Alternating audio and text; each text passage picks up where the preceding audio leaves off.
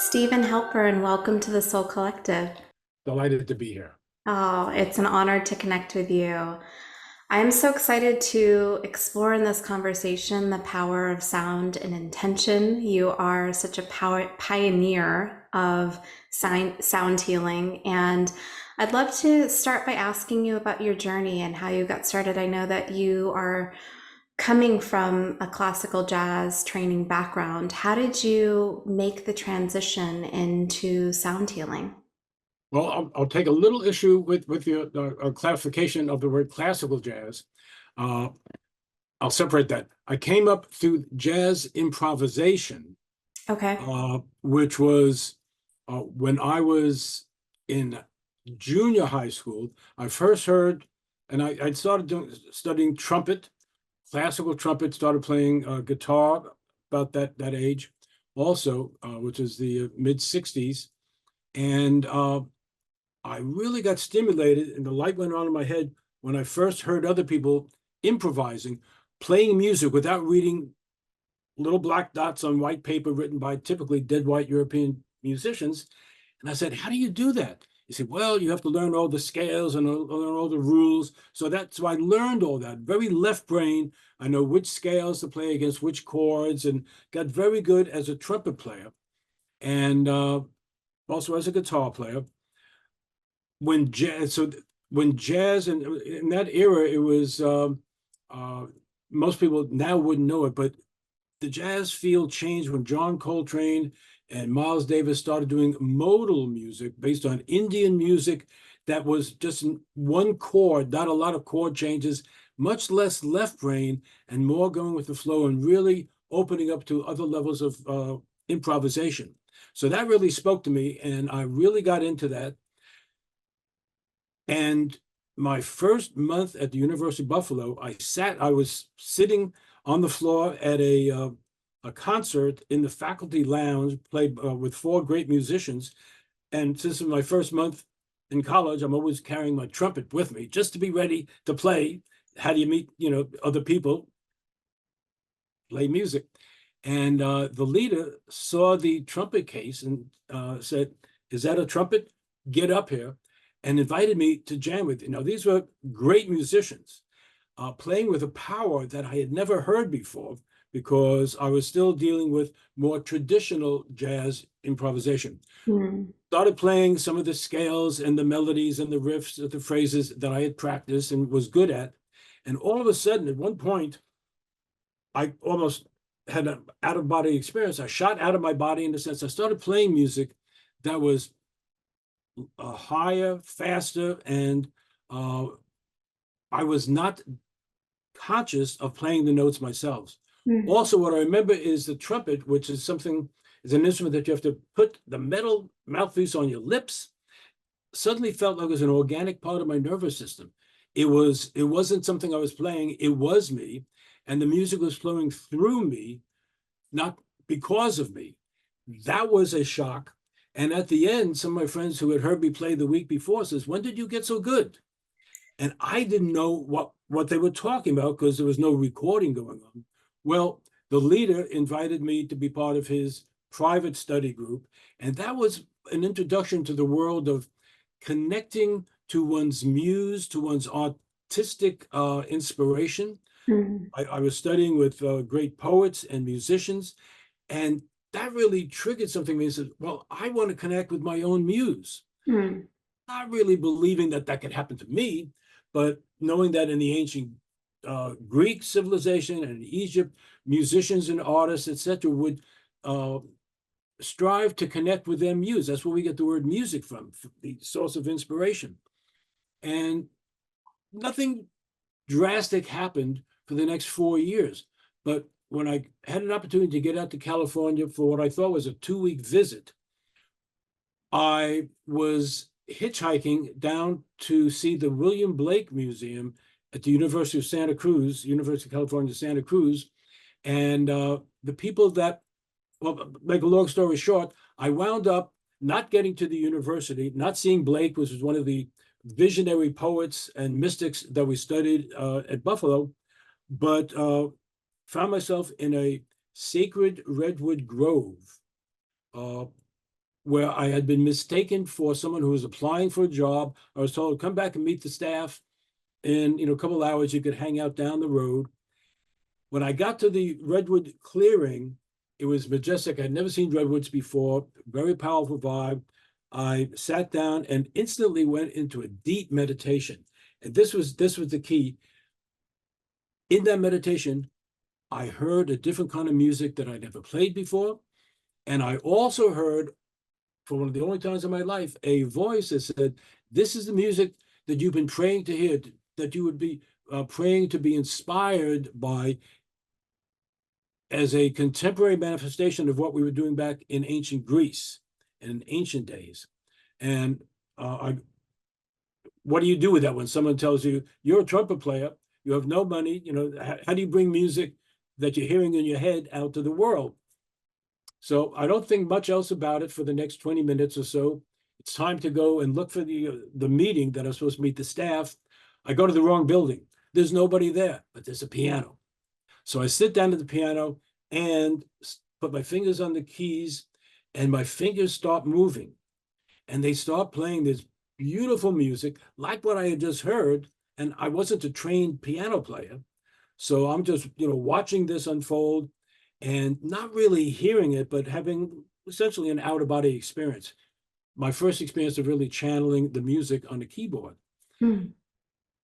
At about 10 minutes, somebody coughs, and I realized there was no one in the room when I went there, but the staff had heard me playing. Who's playing the piano upstairs? Came into the room, and they're all meditating, doing yoga and lying down. And they said, who is this guy? And how did you learn to play like that? And that's how I started. And my question was also, I don't know what you're talking about, because I hadn't been able to record it yet. I didn't hear what I was playing.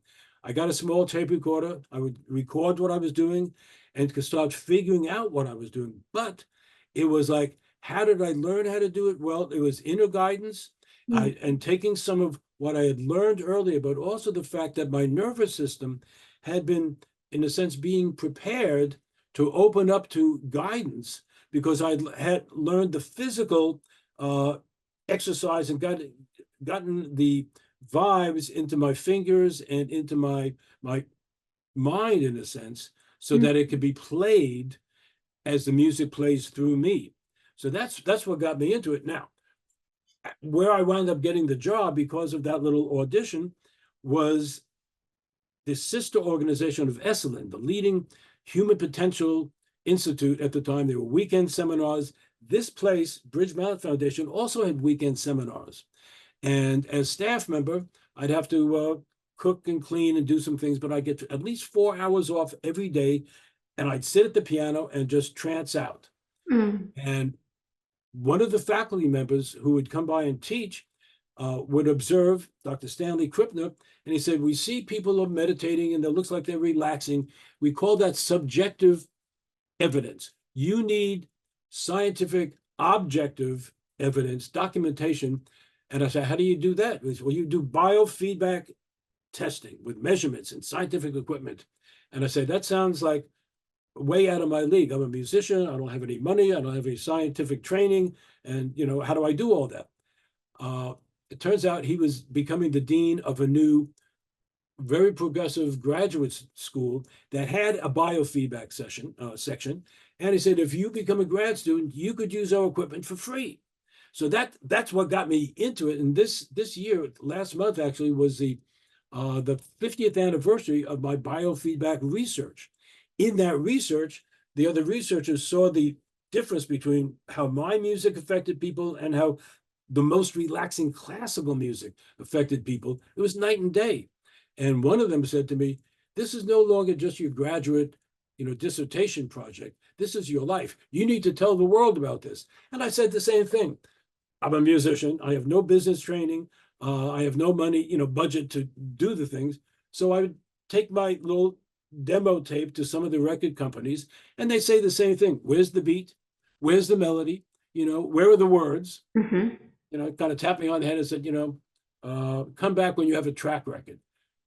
How do you even make a record? In 1973, there was no way to do that as an independent. Within 2 years, I met the manager of the first independent studio and the first record pressing plant in Northern California that someone like me could hire. I did, and got my first album recorded, and then had to learn, well, I got 1,000 records sitting in my living room. How do you get them, sold? And that was the beginning of a much harder educational process to learn how to bring the music out to the world. So I would call up radio stations and newspapers and magazines, and they would say the same thing. Well, where's the beat? Well, it's a different kind of music, and it's not looking for entertainment. It's about evoking a sense of inner peace. Hmm. And a lot of eyes would roll very quickly, Emily, as you can understand, when I said, well, I'm channeling the music. It comes through me, not from me. And the eyes would roll, and they'd say, next. And I got thrown off of a couple of TV shows before the next break was scheduled. Get him out of here. So I learned to talk about the music in other ways, but it was at that point also that the whole field of mind-body medicine and relaxation was becoming important, and stress reduction. Mhm. I found out when I got tested that my stress levels, which were normal for me, were off the scale for regular people. I just thought everybody felt like that. Wow. Uh, but I remember the doctor said, if you don't learn how to manage your stress, you're going to have a lot of physical problems soon, and they're expensive. And that got my, attention on both levels.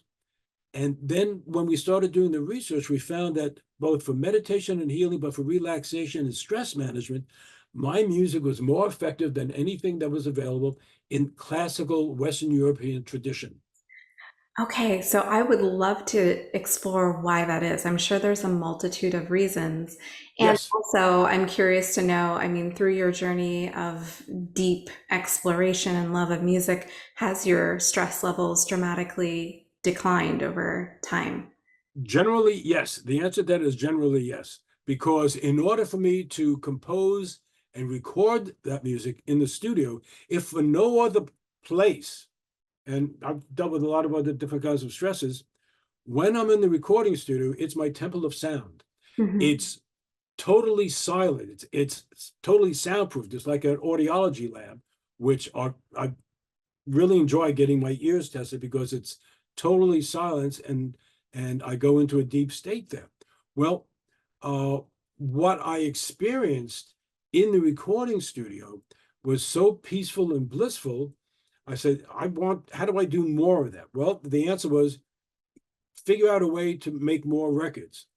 To do that, you have to sell more records. And some of the few people that I would ask and consult with said, well, you need to go out to other cities and do lectures and workshops and media and concerts.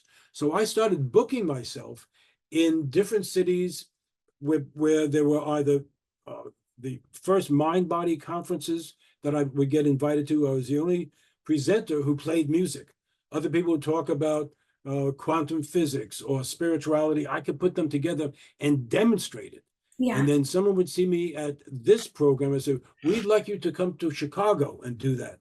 And everywhere I'd go, it was natural to connect with the largest New Age metaphysical and crystals bookstore.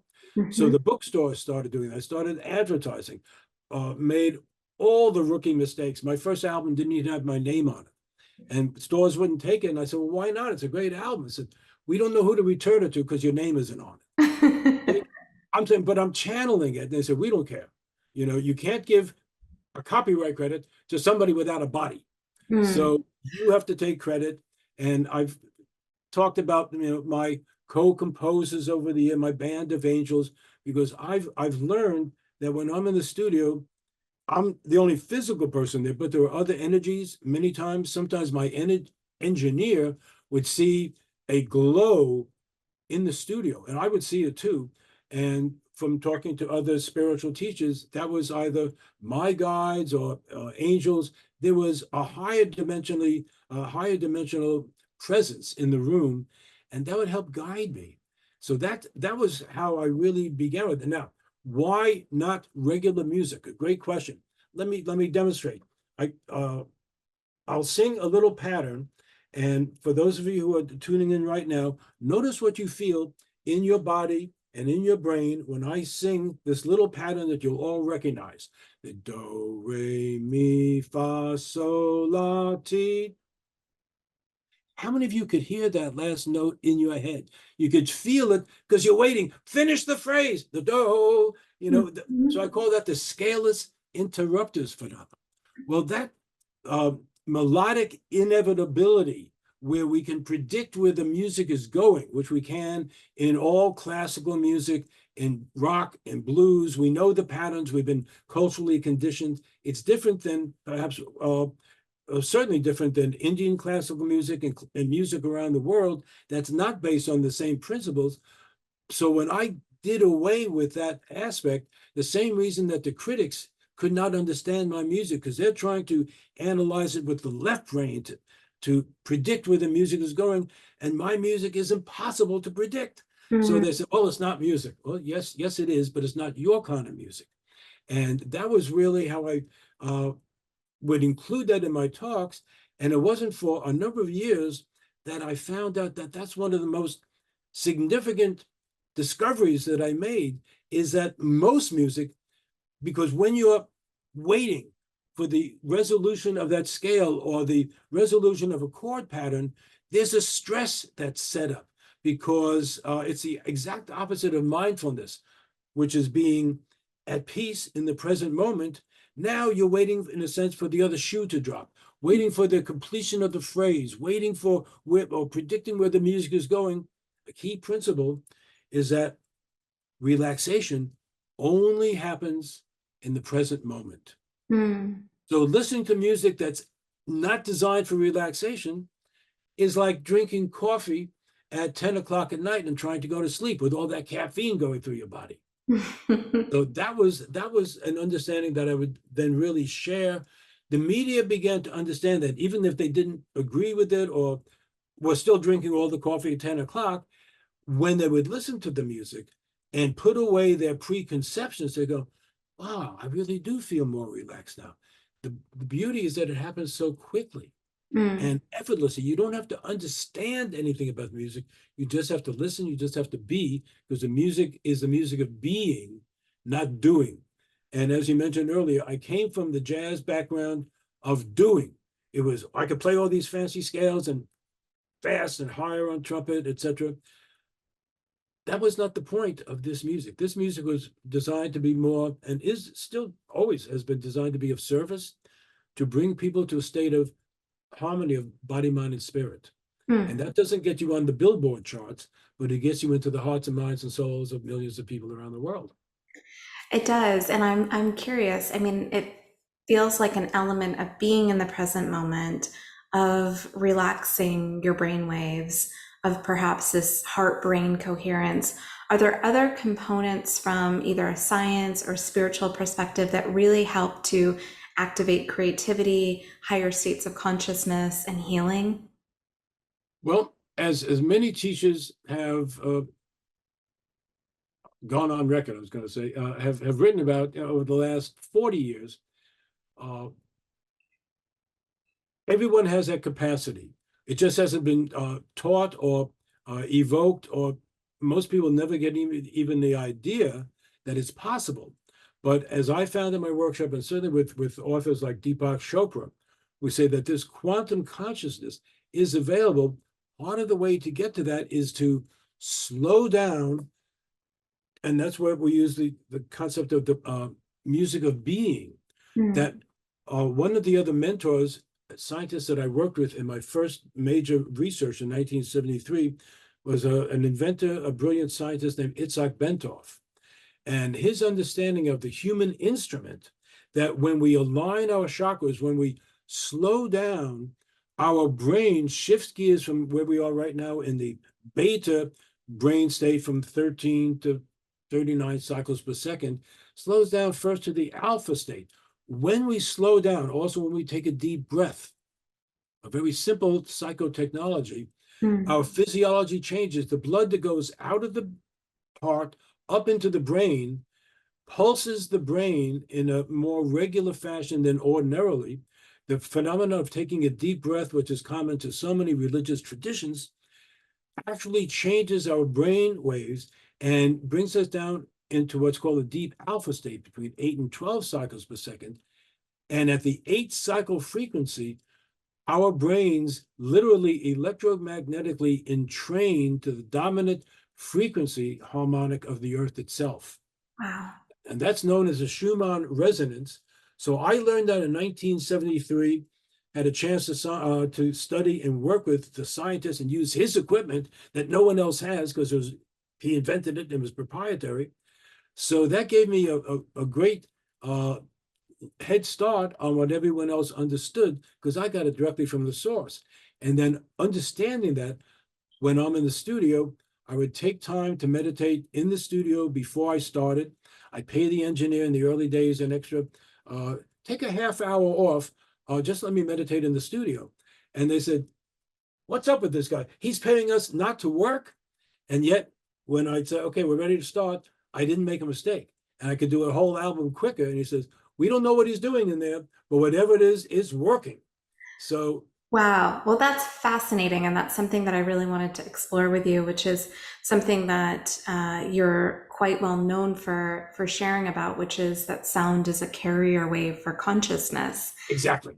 And that's something that I really wanted to ask you about, like the meditation prior to even the creation of music is getting yourself in a certain state of consciousness, a certain state of being, and even your team.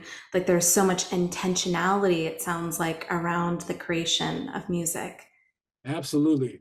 In the early days, it took longer and it was a bit more ritualized. But I brought in candles, I brought in some incense, and I had quite a reputation in the studio in the early days. I mean, most of the bands and the studios, the 4 food groups were, sugar, fat, grease, and meat, and French fries.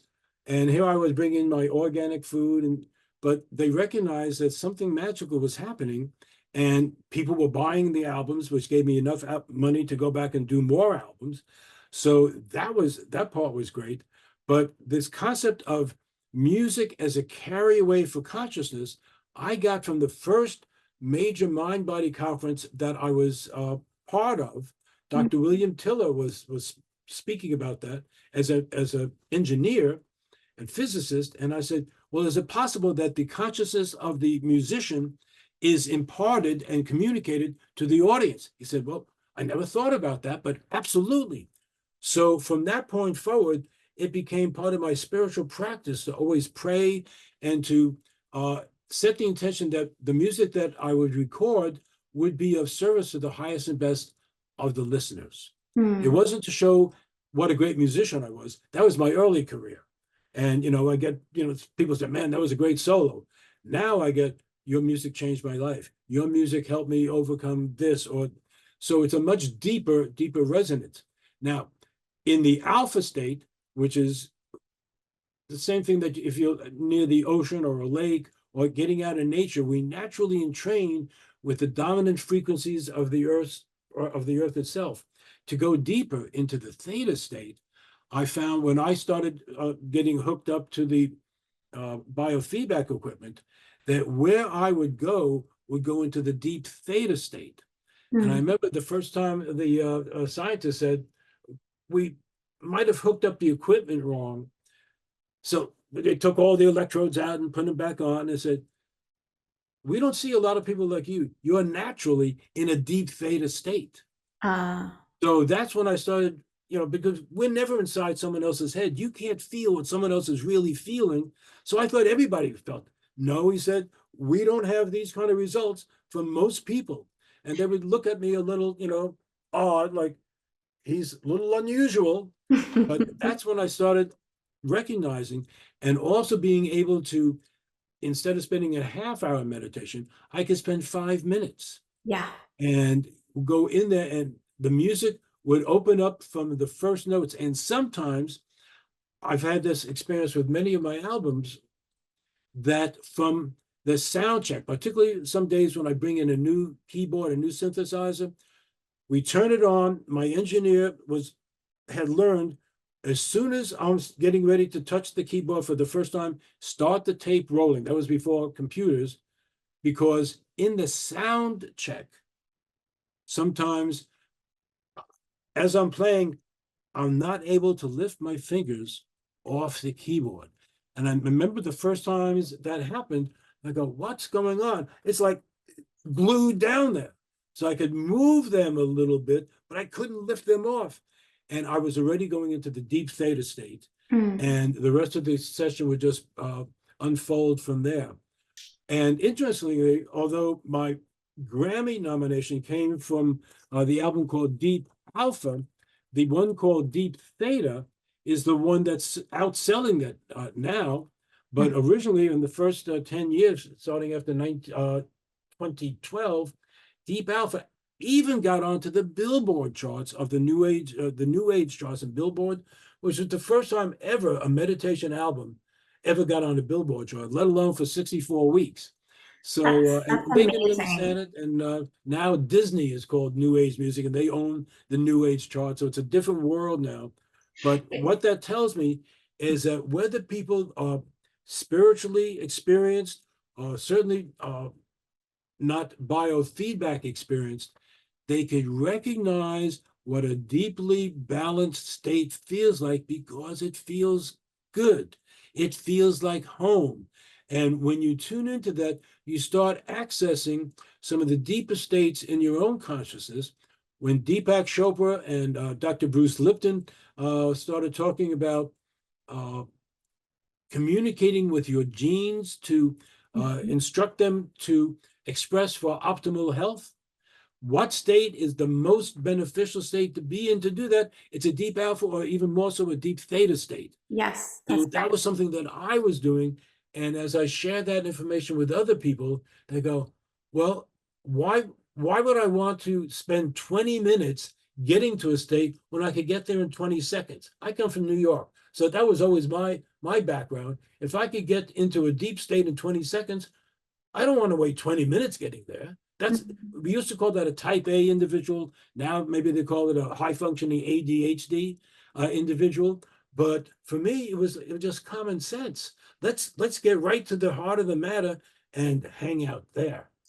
Yeah, well, what you're speaking to is really exciting because it really talks about the shift in consciousness that we can activate from within. I mean, you started the conversation saying that you had a high level of stress at one point in time in your life, and now there's this level of entrainment, attunement through music to be able to activate deep states of relaxation. And so I'm assuming that that potentiality exists for all of us and that music is a vehicle or a carrier to help us to access that in a whole new way. Absolutely. And the key there is to choose the right music that works for you. Obviously, I have some recommendations. And let me just mention too. So my first album became Chakra Suite, the name that it's available now, which tuned the chakras because I was dealing with the concept of the body as a human instrument. That was the name of my first book when nobody knew what that meant. But our bodies are genetically pre-programmed to go into a meditative state if we give it a chance. Why we feel so good getting out of nature. Yeah. And fairly recently, I should have taken the cellophane off, an album called Sound Healing. We have one at Sound Healing 432 hertz. We won't get into why the frequencies at the bottom, but this is an anthology, a collection of my best all-time healing and relaxation music featuring some other great artists that collaborate with me. And the key there is that you just need to be present. It's early days, people would listen just as background, and it was much more effective as background because even if you're not paying attention to the radio, classical music, pop music, rock music in the background, your heartbeat is paying attention. And Yes. if you feel it, your pulse will always be matching the speed of the background music. Well, most music is faster than a relaxed heartbeat, so your heart is always going to be beating faster than relaxation. If you're trying to meditate, listening to fast music, you're wasting your time. And I'm not into wasting my time, so the music that I have on to get me into a meditation state and to listen to are albums like these. And for deeper meditation, I use my own deep theta. In fact, the reason Deep Theta wound up as an album, this was something I did as an experiment for myself. Can I assist myself in getting to a deeper meditation state quicker? Again, I want to get there quick. I don't want to wait to get relaxed. I want relaxation now. I want meditation now. And it worked so well when I played it in workshops. People said, we'd like some of that. Where can we get that? Well, I guess I better make a new album. And that's how the album evolved and ultimately got out to the public. Yeah. Well, I love Because to hear people, your process of really channeling, connecting with your angels and guides to really bring through this high vibrational, high frequency music. And something that I would love to ask you about is, we talk about music as the universal language, a language that can really transcend differences culturally, societally. And even you and I have spoken a little bit offline about the power of music even prior to entering this earth realm in the womb. So maybe if you could share a little bit about the research or the science of how music has an effect on us even from in the womb. right. Well, uh, this was not a field that I knew much about from personal experience until I was invited because so many uh,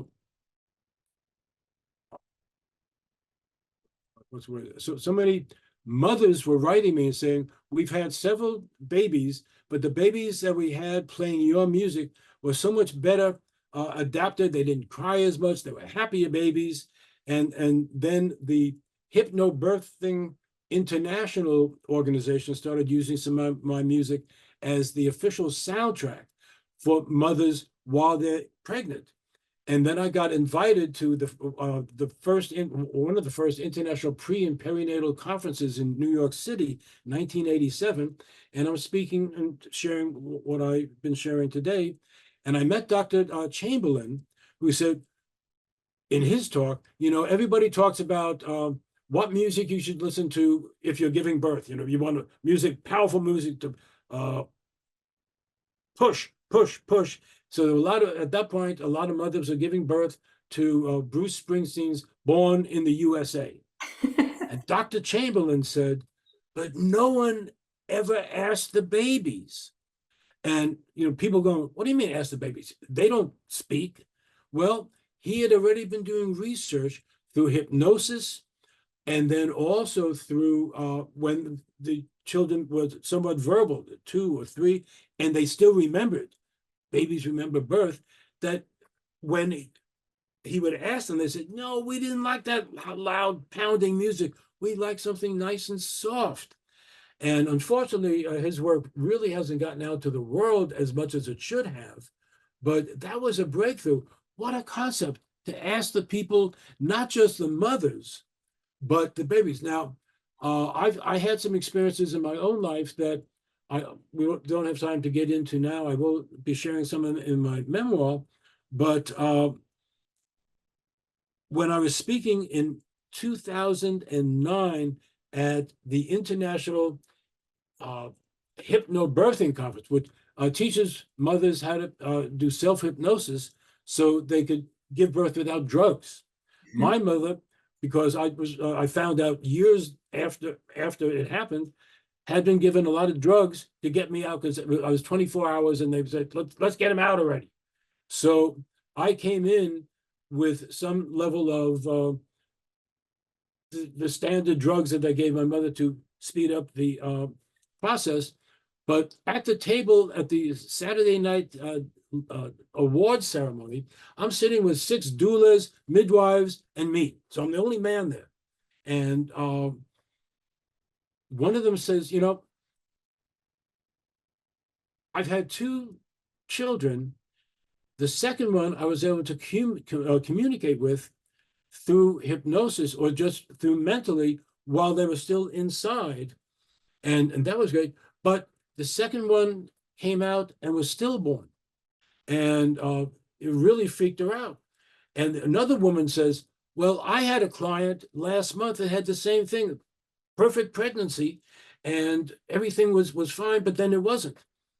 And I had an experience in 1979 that mirrored that. And I had never spoken of that publicly to anyone. So here in the table, and two other women, so 5 out of 6 of the women had either themselves or someone they worked with an experience where the newborn said, my karma or my choice, because I have a choice, it was my choice to incarnate, to choose you as my mother. I did not need to manifest a full lifetime out of the body. I just needed to experience unconditional love in the womb. I had never heard anybody talk about that. But here and now, 5 women who've been working with people, and they had similar experiences. I have no idea how widespread this is, because I don't think anyone has ever done a survey of that. But if the abortion fight that's going on now with the legal issues, whatever, understood that the babies have a choice in this, it's not all something that you could legislate, and that sometimes what's right for the baby, for that soul, is to just experience unconditional love and then move on. And it was a mind-blowing evening, and I don't know that any of them have really gone public talking about that. If they have, it is no place that I've ever seen, because I don't read all the journals. But it was such that was astounding, and the fact that there's so much wisdom and intelligence and consciousness going on where we never even dreamed that these little beings were conscious, and that what we would think, and of course what the mother thinks, many mothers know, I'm sure you know, that babies can pick up if the mother is stressed. And that's why a lot of people come out, a lot of babies come out, and they're already stressed. Maybe they are predestined to have addictive personalities because the mother was it, or just there was so much fear going on that was built into their bodies and their consciousness. That information would be world changing if we could get out there. We would appreciate the sacredness and the importance of setting up a more harmonious environment at home. And that's where a lot of mothers started playing my music at home, because it would de-stress them, which would then de-stress the babies. Yeah. And it worked all the way around. And then if they are less stressed, with their husband or their partner, the whole family unit would have more harmony, and things just worked out better. And it's very hard to get that kind of information out in magazines, because it's hard to do research. We have a few stories, but it's not something that's really flashy. So a lot of the magazine articles don't really want to cover that. But this is a paradigm shift if we really understood how important that is. So I guess you and I will start trying to get some more publicity for Dr. Chamberlain's work.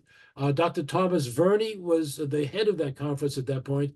His book is also very, very important. And nowadays, because those came out 40 years ago or so, hardly anybody knows about that. But yet babies are being born all the time. And this is critical information. And I really hope that the word gets out more widely. It really is, and it's exciting. It speaks to really, the potentiality that exists in human form, and that starts at, whenever it starts, right? But we know that it starts probably, prior to this journey in the earth realm. And so, it seems as though there's almost a return to ancient wisdom, of ancient traditions around sound healing, the power of music. Would you say that's accurate? And is there more to sound that is really being integrated into our healing potential at this time? Absolutely, absolutely.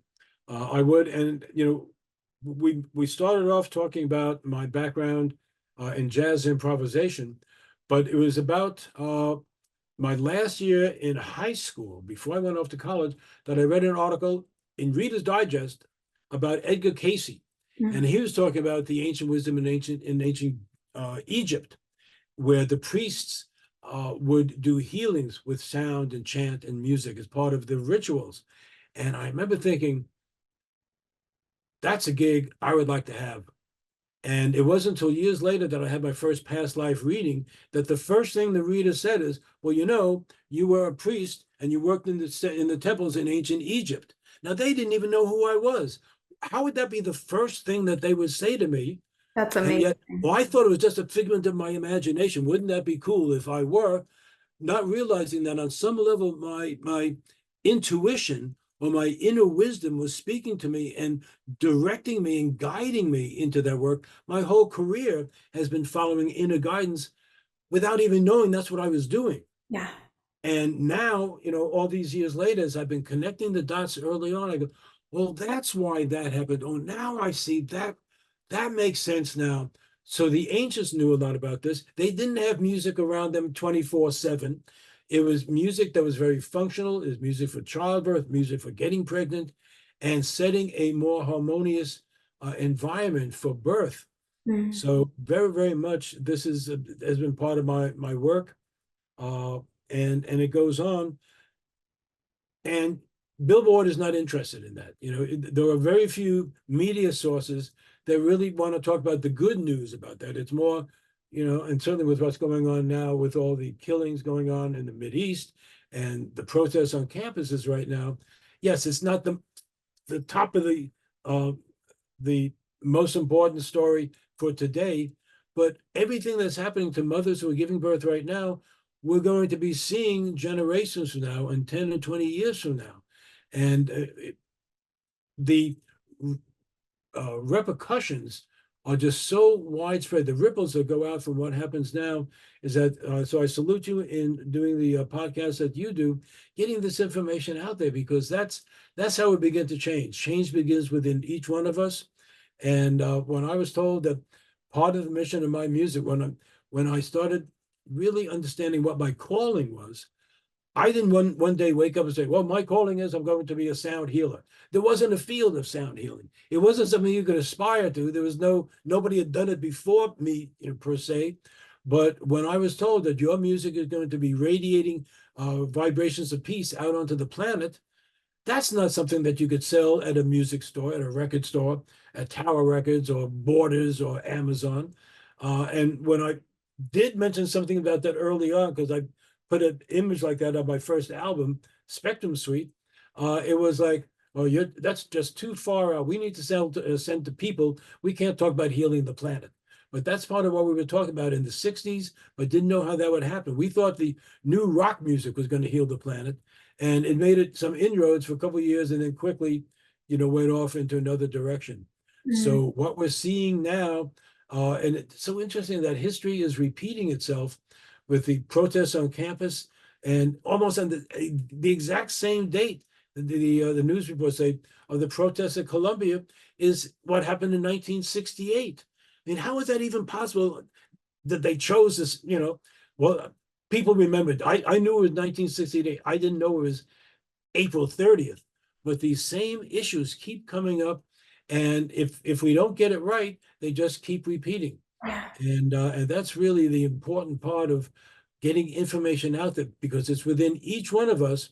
We may not be able to heal the planet individually, but so many of the spiritual teachers say peace, and the great song of Unity Church says, peace within, you know, let there be peace on earth, and let it begin with me. I was an anti-war guy before I was a pro-peace guy. And Mm. that was part of my shift. John Lennon was anti-war before he went pro-peace.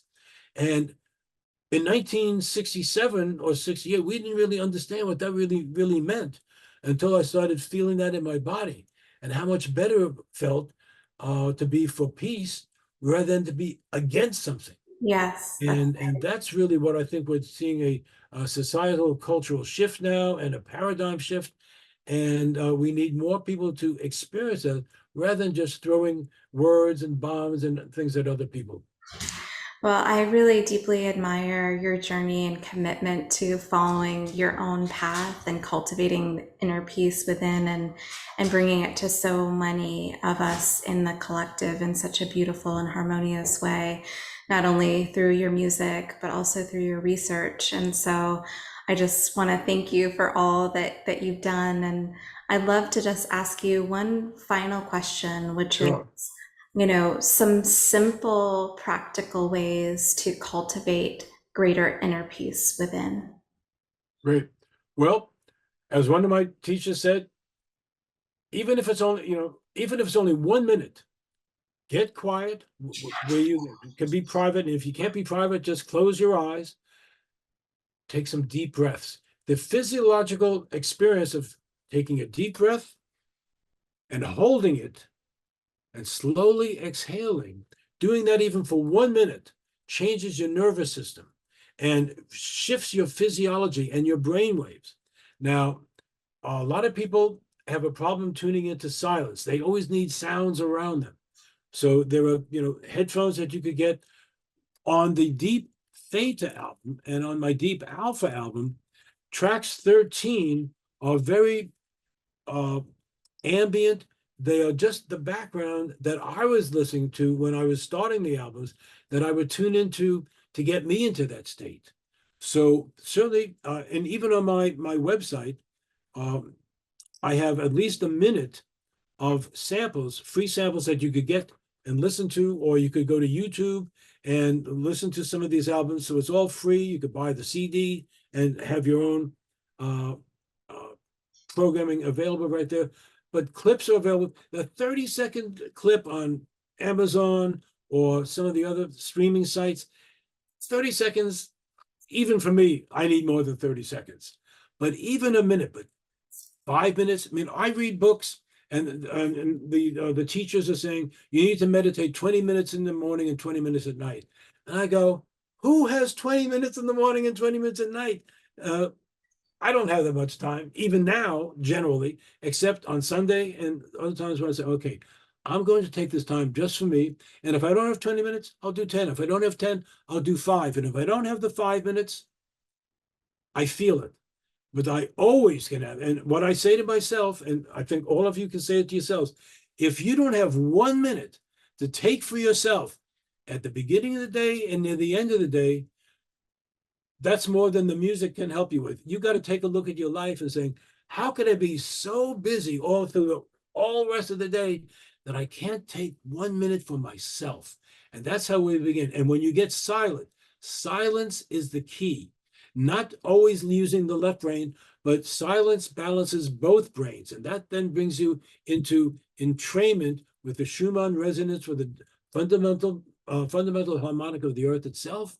And that's where we begin to tap into universal wisdom. We tap into our own wisdom.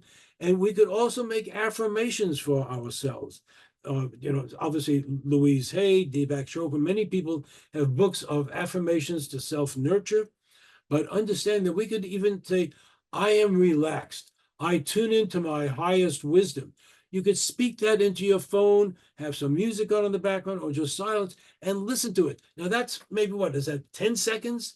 And you could leave yourself a message. And when you hear your voice saying that to you, your critical mind doesn't have to say, oh, no, you can't. Oh, no, you don't.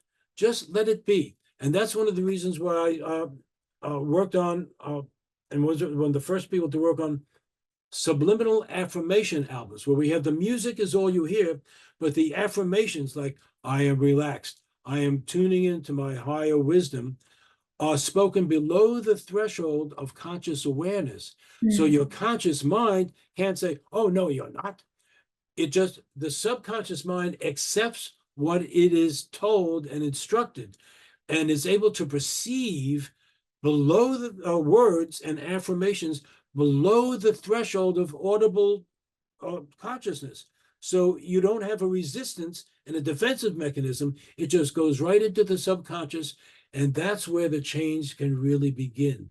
And these are all tools that I use to help change my life, because I'm going, well, if these people who are smarter than me say that worked for them, let me at least give it a try. Yeah. And it worked. And I've done all these things. And, again, a lot of my albums came from my own private research. And they go, well, this is something I want to share. The people who hear it in a workshop and say, we want some of that. Where can we get that? How did you learn how to do that?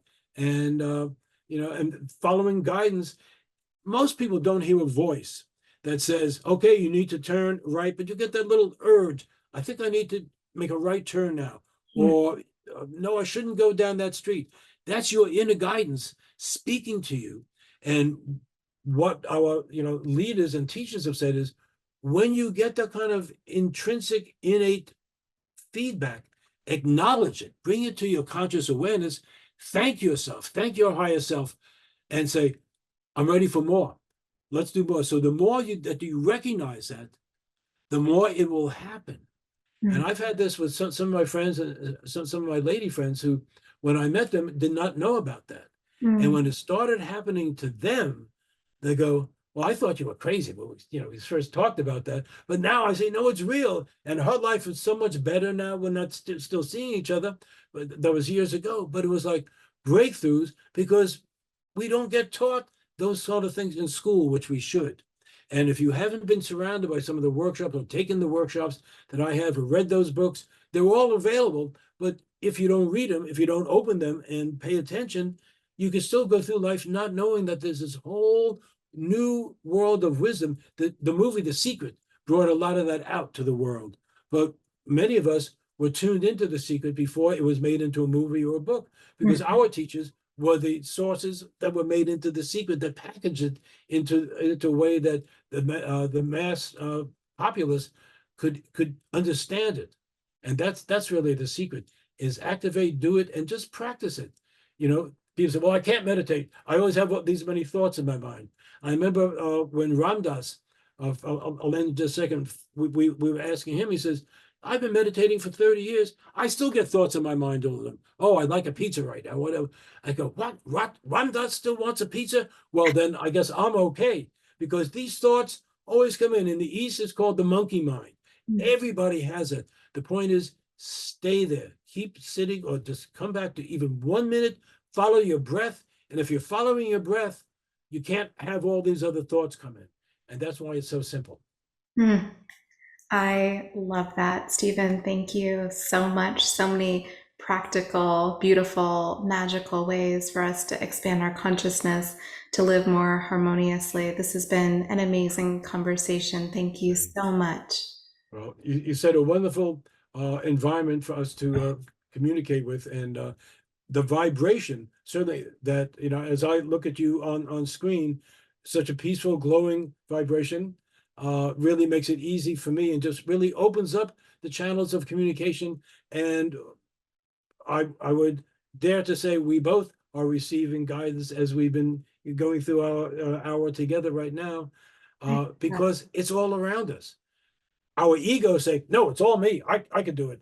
I practiced those scales for 20 years. Damn it. And that's what a lot of the classical musicians come from. It's ego. Got to get beyond the ego into the higher self. And that's where it all is. And then connecting to the higher realms. Such beautiful words of wisdom to end on.